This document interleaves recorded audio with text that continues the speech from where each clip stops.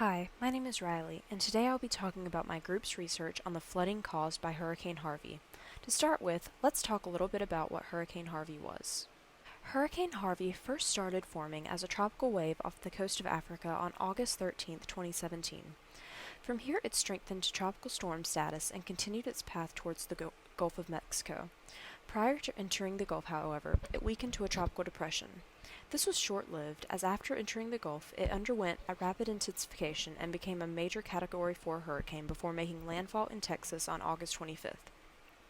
This alone made the storm monumental, as it was the first major hurricane to make landfall on the mid-Texas coast since Hurricane Celia in 1970. This storm was also interesting because it made 3 separate landfalls, 2 of which were in Texas and 1 in Louisiana. Upon landfall, the storm continuously slowed down, which allowed it to linger over Texas.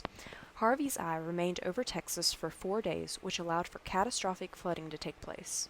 In addition, Harvey produced a 4 to 7 foot storm surge, causing even more flooding in coastal areas. In total, 60 inches of rain were reported in areas of Texas hit hardest by Harvey. The flooding impacted most of the Texas coast and came far enough inland to impact areas east of Houston. Due to the unprecedented amount of flooding that was caused by this storm, intensive research was conducted. This research concluded that Harvey's severity was largely impacted by climate change. This highlighted the importance of getting climate change under control so that future catastrophic events can hopefully be prevented. As I previously mentioned, Harvey's effects were widespread and had many implications. As a result of this storm, 68 people suffered direct fatalities, while another 38 died from indirect causes stemming from the storm. In total, 13 million people were impacted by Harvey, including more than 1 million who were displaced following damages to homes. Approximately 200,000 homes within a 300-mile stretch were damaged or destroyed by Harvey. The damages incurred by the storm came up to a staggering $125 billion. This number makes it the second costliest hurricane since 1900. For reference, this is second only to Hurricane Katrina, whose damages cost $160 billion. As a result of this storm, it was realized that mitigation strategies needed to be put in place to hopefully prevent catastrophes such as this from occurring at as high a magnitude in the future.